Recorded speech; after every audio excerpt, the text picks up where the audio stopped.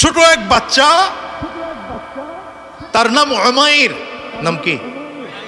কথা কয় না। উমাইর রাদিয়াল্লাহু আনহু। তো ছোট্ট মানুষ, এই ছোট মানুষ তার চাচার সাথে হাত ধইরা ধইরা নবীজির কাছে যাইতো। বাচ্চা মানুষ কিন্তু যাইতো কার কাছে? চাচার নাম হলো জুল্লাস। এই চাচার ভেতরে শুরুর দিকে একটু নেফাকি ছিল, মুনাফিকি ভাব ছিল। তো নবীজির কাছে যাইতো, মাঝে মাঝে যাইতো না।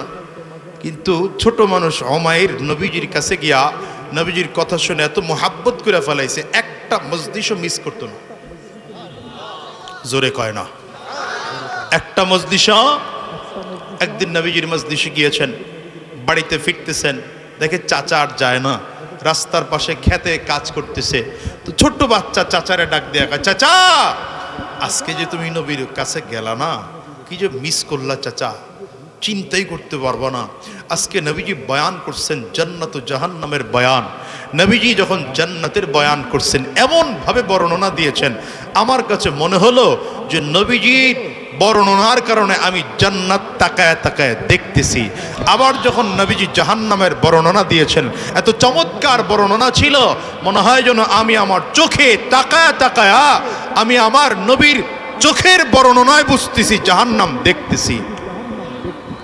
চাচার মধ্যে একটু নেফাকি থাকার কারণে পরবর্তীতে পাক্কা মুসলমান হয়েছেন। এই একটু ধমক দিয়া, এই মুহাম্মদ যা বলে সব অত বিশ্বাস করিস না। এখন ছোট্ট ভাতিজা কি কয় দেখেন, ঈমান কাকে বলে? ছোট্ট মানুষ, 7, 8, 10 বছর বয়স বা 12 বছর বয়স, এই ছোট্ট বাচ্চাটা চাচার সামনে দাঁড়ায় বলে, চাচা মারাত্মক কথা বললে তো তুমি। তার মানে তোমার কথায় আমার বোঝা যায় হয়তো তোমার সাথে এখন সম্পর্ক রাখতে হবে, নয় তোমার নবীর সাথে সম্পর্ক রাখতে হবে। কারণ তুমি যে কথা বলছো, এই কথার পরে একসাথে দুইজনের সাথে সম্পর্ক রাখার মতো সুযোগ আর নাই। হয়তো তোমার সাথে সম্পর্ক রাখতে হবে, নয়তো নবীর সাথে সম্পর্ক রাখতে হবে। তবে চাচা খেয়াল করে দেখলাম, যদি তোমার সাথে সম্পর্ক রাখি তাহলে আমার নবীর সাথে সম্পর্ক ছুটে যাবে। এই জন্য সিদ্ধান্ত নিলাম তোমার সাথে সম্পর্ক বাদ, নবীর সাথে সম্পর্ক চলবে। এই কথা বলে চাচা ভাতিজা রওনা করছে। আর গিয়া কয়, আমি নবীর কাছে গিয়া তোমার সব কথা বইলা দেবো, তুমি কি বলছো। জুল্লাস ধমক দিয়া কয়, গিয়া বল না, কি হবে তাতে, নবী আমারে জানে, আমি তার পিছনে নামাজ পড়ি। মুনাফিক গুলো তো নবীর পিছনে নামাজ পড়তো না। আব্দুল্লাহ ইবনে উবাই ইবনে সুলুল বড় বড় মুনাফিক। এই ছোট বাচ্চা মানুষ নবীজির সামনে গিয়া মসজিদে নববীর কপাট ধরে দাঁড়ায় রইছে।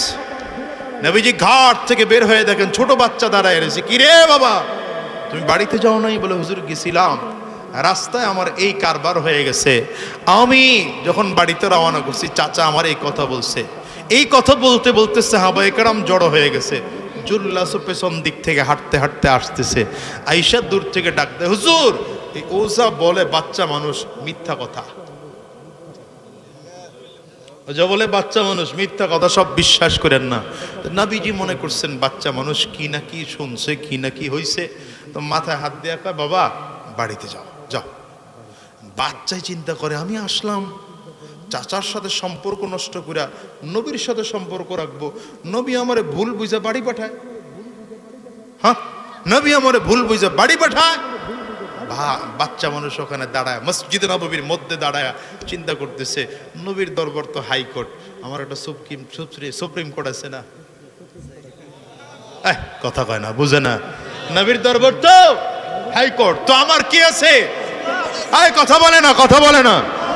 বাংলাদেশের না জজ কোর্ট থেকে হাইকোর্টে মামলা যেতে 1 বছর টাইম লাগে, আবার হাইকোর্ট থেকে সুপ্রিম কোর্টে উঠতে বহু টাইম লাগে। রবের কাছে মামলা যাইতে তো আর মিনিট লাগে না, মুহূর্ত লাগে না। রব তো ডাইরেক্ট স্পষ্ট বান্দার জন্য ঘোষণা দেয়, উদউনি আস্তাজিব লাকুম, উদউনি আস্তাজিব লাকুম। বান্দার জন্য আমার মালিকের ঘোষণা, ওয়া ইযা সাআলাকা ইবাদি আন্নী ফাইন্নী করিব।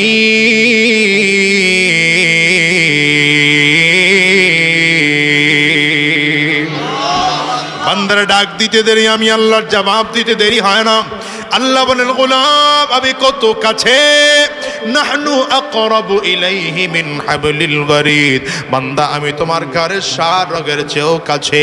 ছোট্ট বাচ্চা সাহাবায়ে কেরামদের সামনে আমার নবীর সামনে হাত দুইটা উঁচা করেছে। আয় আল্লাহ, চাচার কাছ থেকে সম্পর্ক ছিন্ন করে আসলাম, নবীর সাথে সম্পর্ক তৈয়ার করব।